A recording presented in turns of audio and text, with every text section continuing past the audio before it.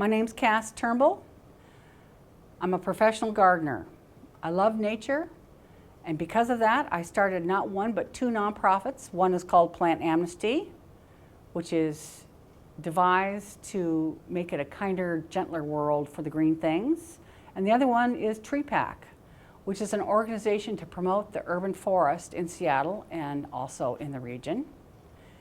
This slideshow is about the urban forest and the green spaces of Seattle and all the good that they do, which you may or may not have a good mental grasp on. They include such things as the local environment, including our salmon, our air, our water, the local critters that live among us.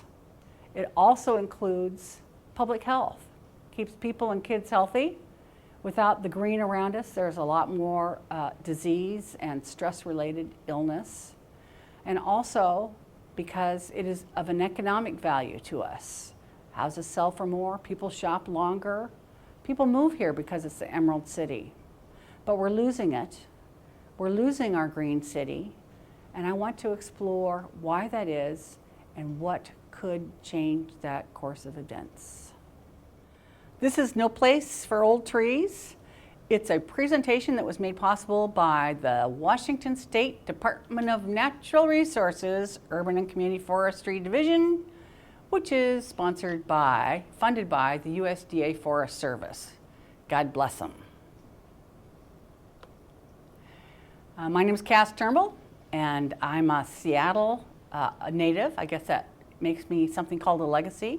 I grew up here, and I can remember as a child that I spent a lot of time in the backyard, which was a lovely backyard. There weren't many kids, but there was a nice backyard, and there was a green belt, both north of me and a vacant lot south of me. And I think it was because I played in those places and spent my childhood there that some many years later I turned into an environmentalist and also professionally a gardener. And I carved out my life and profession being one with nature.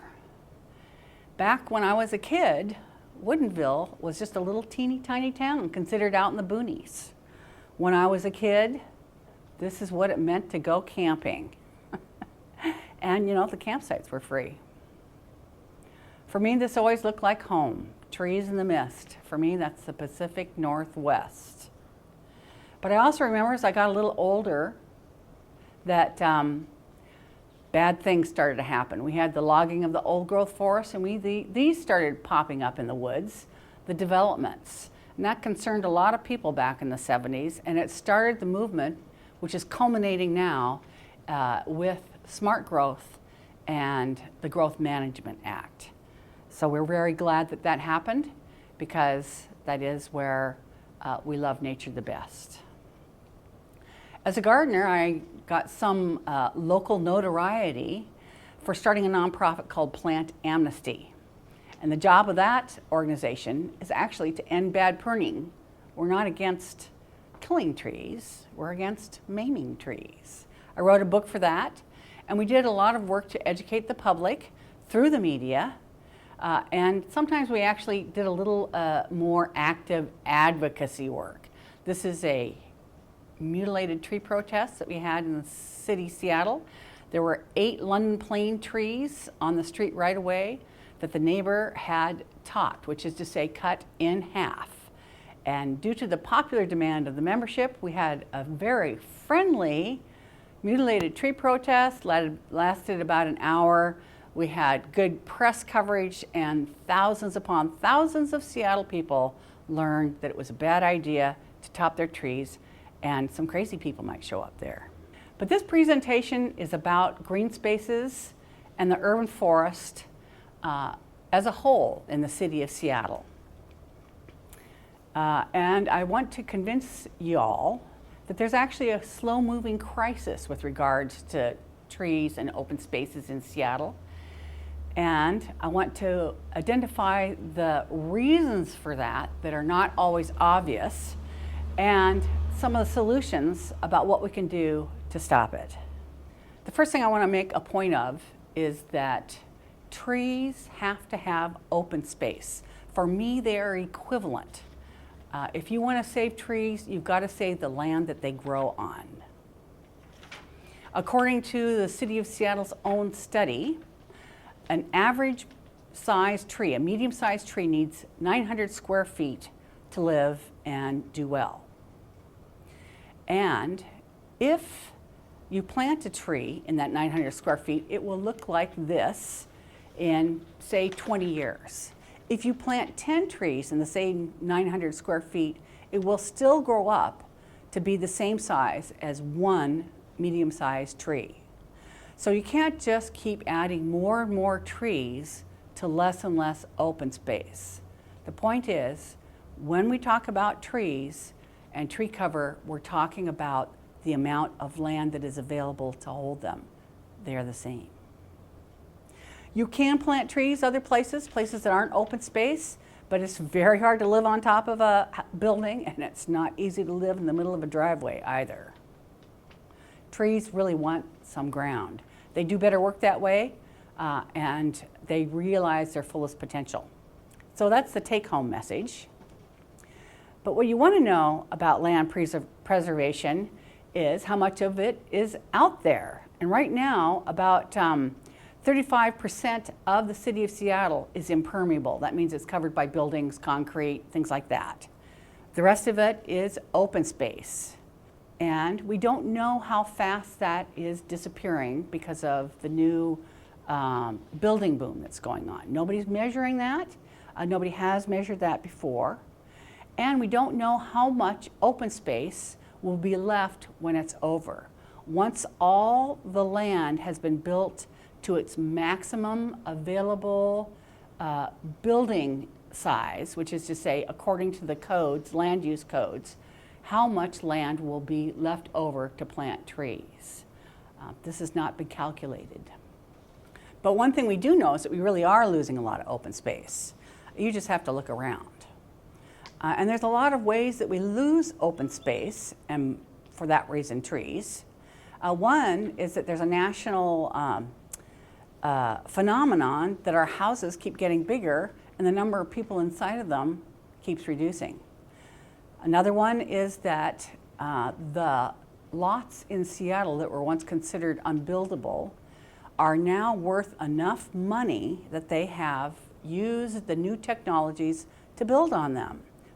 Another one is we're doing infill, cramming houses and buildings wherever we can find some space so that we can increase our density, so that we can save the environment out there in the country. But we're not adding a sufficient amount of public open space, which is to say parks, to make up for the land that we're losing on private open space, that being people's backyards and such. So where are these open spaces and where are these trees? Where is the urban forest?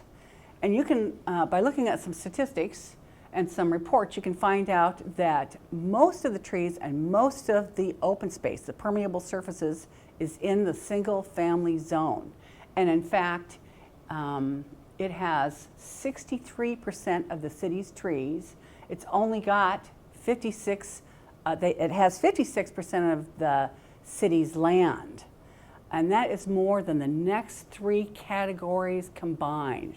The next three sizes are the industrial zones, which have 11% of the land and only 4% of the trees, which is tied with multifamily zones, that's apartments and such, and it has 17% of the city's tree canopy. And then parks, where we think of trees the most, are only 11% of the land and 21% of the trees. So they're pretty much filled up with trees, and industrial zones aren't. In those single family lots, you have your house, then you have your open space, and it is divided roughly half to lawns and half to what we call the urban forest, which is the fancy name for trees, shrubs, and ground covers. The lawns are not that particularly good for preserving our environment. Some SPU people call it green concrete. It is the trees and the ground covers and the land below them that do the good, the environmental good that the urban forest does.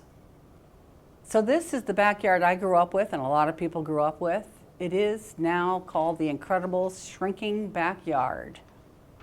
Early on, houses were small, lots were big.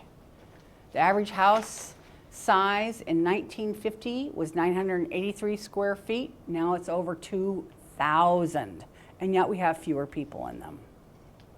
So this is the bigger house. It looks a lot better than the McMansions of the suburbs, but unlike that McMansion, it has a lot less land around it for trees and shrubs.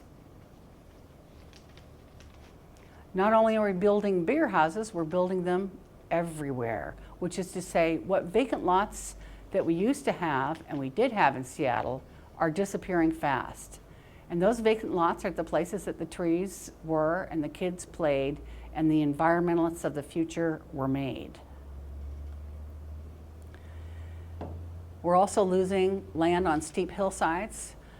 For example, I used to think that the West Seattle Greenbelt was a greenbelt. It actually turned out to be mostly an unbuildable lot that has been developed, and we have lost the tree cover that was there that was useful in so many environmental ways.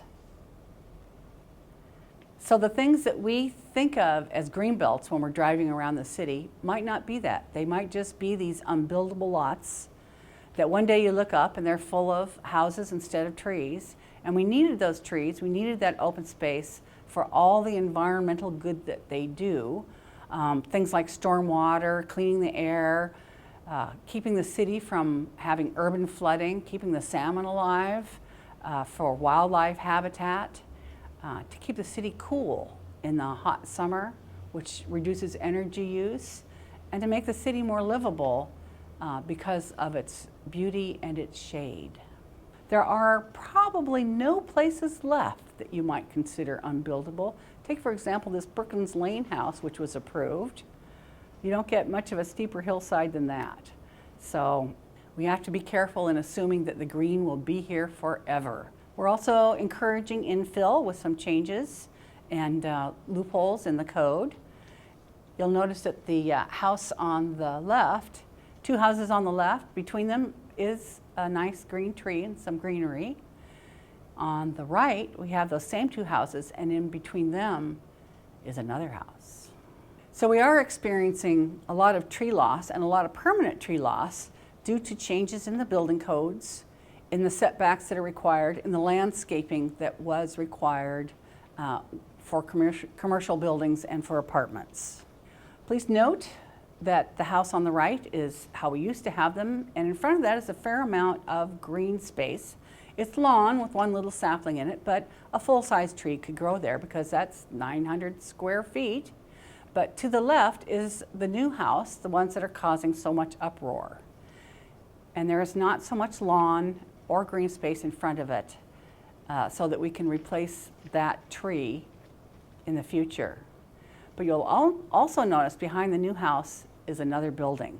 And that's important because that building is in the backyard where a lot of the trees of Seattle lived. And those trees are our big conifers and our natives that just one day seeded in. When you look across the city and you see all those green cones, nobody planted those probably. They just happened because there was some, just neglected green area back there and somebody decided to mow around it instead of over it. But with this detached dwelling unit in the back, we don't have that space for those trees and that greenery. The dadu. Everybody is looking for the detached accessory dwelling unit, the dadu, as a way to incorporate density into our city, but to do so that it looks better. It doesn't look like a lot of towering buildings. And we need to know that there is a trade-off for that, and that trade-off is with the trees. Here's a nice diagram. One of them shows our traditional small house, some shrubbery, that's the little X's, and then the circles stand for trees, big, medium, and small. The one on the other end shows what happens when you build a very large house covering 35% of the lot. That would be our McMansion. The one in the middle is the smaller house and the detached accessory dwelling unit. And in fact, it precludes even more trees because the land is broken up into smaller pieces. We don't have as many 900 square feet in one place. All this reduction of open space and trees makes me feel like this sometimes, and it makes a lot of people feel like this.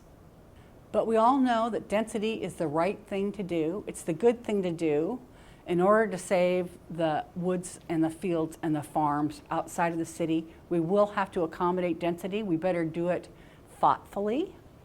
And besides, it's inevitable. So the real burning question is there a way to accommodate both density and the green spaces we need and want? Can you take a moment and think how that might look? How would that look? How could you do that? Well, some people say, well, you could build down. You could have more, basements and underground parking. Or you could divide up your properties and have more people living in the same houses or the same buildings. This is the history of Seattle's urban forest as I see it. It started out with, little houses, big trees, lots of space in between. The houses got bigger, the spaces in between got smaller. The trees that grew back were still pretty large.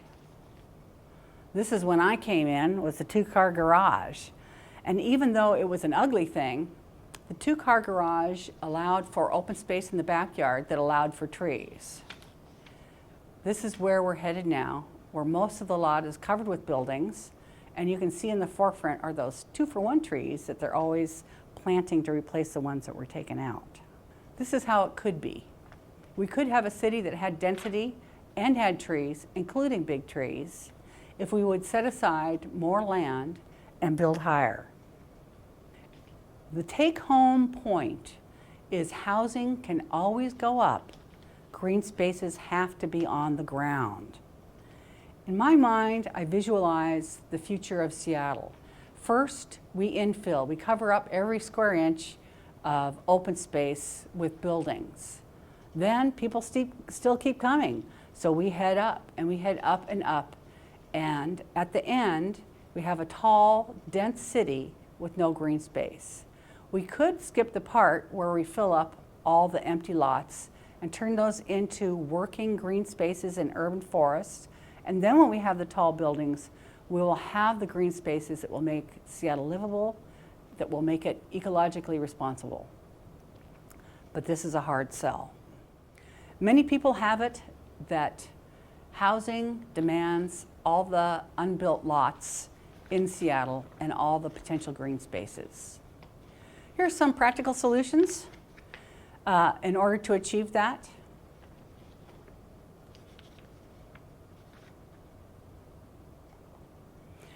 Here's some more.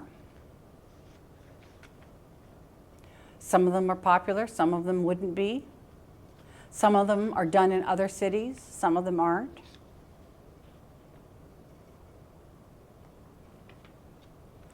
And another point to be made is that as we fill up all the empty lots and increase the size of our buildings, we could replace that green with more public open space. But currently there is no program to do that. A person might ask, well, why is it important that we do it at all? Can't we just have the green space out in the country and have the city be dense and have it be nice enough that way? And another question is, what prevents us from keeping more open space now? It's not as easy as you might think. Why do we need open spaces? Well, the thing that people first think about is that trees are an amenity. They're there because they're beautiful. But they're actually part of our lives, and they're an important part of our lives. And they provide functions. They are not only beautiful, but they're good for, green spaces are good for recreation. And they help us cope with the troubles that attend our fast urban life. Trees and green spaces is how we know that the seasons have changed. We don't want to go through life without knowing that and feeling that and seeing that. Kids are especially impressed by trees and green spaces, and we use them along with our pets. But they're also the backdrop for the rest of your life. In your middle years, you're more interested in city life and making a living and settling down and have a family. But even during those times, the important moments in your life are often accompanied by greenery. When you're old, trees and green spaces become more important once again. And I worry about our city's reputation.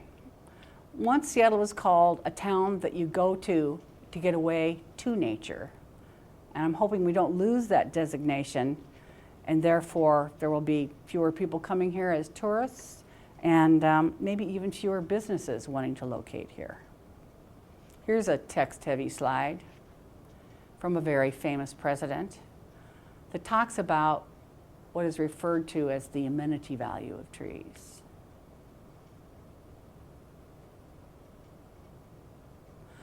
Another famous man had another quote, and it was about the utility value of trees. He said we need trees if they were ugly and smelled bad. Trees aren't just beautiful, they're useful. They're very useful. They're useful environmentally. They work as a public utility. They clean the air. They lower our electricity energy usage, especially in the summer when the air conditioning is on. And they keep the water clean by slowing the stormwater runoff. And there is a lot of research coming out on the health and social benefits of trees. It's not just for the environment, it's for the people. There's less incidence of heat and stress-related illness. There's higher birth weights. There's less premature births. There's fewer premature deaths. So there's a lot to be said for trees and greenery in its way that it keeps the people of Seattle healthy. They get out of hospitals earlier. They heal better. They take fewer medications after surgery. The list goes on and on. And one of the environmental benefits that we don't see talked about a lot is the urban heat island effect. That's when you live in a city and all the reflective surfaces absorb the heat of the sun, reflect it, and it intensifies not only the heat, but it keeps it all night long. And with global warming coming our way, that's going to be a problem. Some people say we have an environmental Armageddon headed our way, and some people say it's here in Seattle already. You might think that these things don't affect us particularly in environmentally conscious Seattle, but they do. When I was a kid, we didn't have smog. We didn't have overflowing manholes, and we didn't have the flooded streets that we have now. And that's because there's less green space and more developed land. It's even caused some trouble with the government, and especially in the South End, where the diesel fumes from the traffic are affecting the health of the people there. And this kind of air pollution is mitigated by the presence of greenery. We tend to think of the environment as something out there that we need to protect. Well, we also need to protect our environment here because it counts. I'm not looking forward to another summer like the last one we had.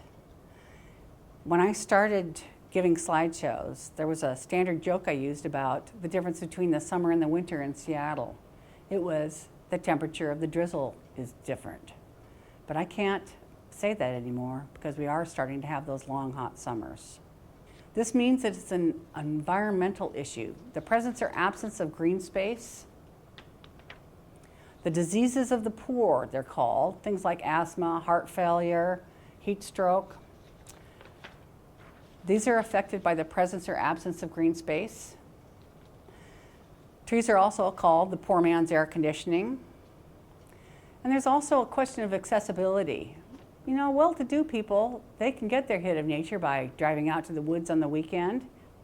They can send their kid to camp so he or she can experience nature. A lot of these things aren't accessible to people who are working 2 jobs, who don't have the money, who don't have the gas money, who don't have the air conditioning money. And so we need to consider carefully what we do with the green spaces in the low-income neighborhoods. So I'm looking at the future of Seattle. I'm wondering just how just it will be.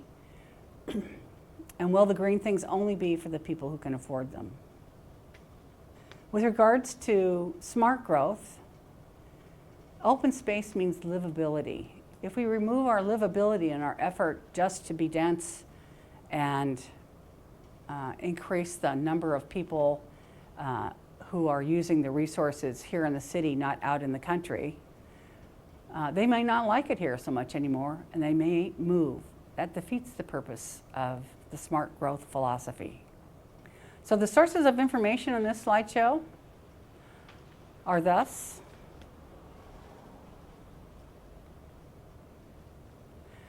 this is just the first half. We will be hearing more, some exciting things coming your way. The things that keep us from incorporating open space in Seattle. Some of them have to do with perceptions. A lot of them have to do with funding. And then there's some other things in effect. Cost-benefit measurements, the silos, the way we value trees as public or private. And we'll see more in depth how come over the last 30 years trees and open spaces have lost out, and why they might be losing out even more in the future. It's important. Trees and open spaces are important for all the good that they do for us, for our city, for our kids, for the future. So I spend my days thinking about urban forests and green spaces and what's going to be happening in the future, because it's important. It's important for a lot of reasons. It's important because of the environmental good, because of the money that it's going to cost us to replace them with bioswales and other infrastructure.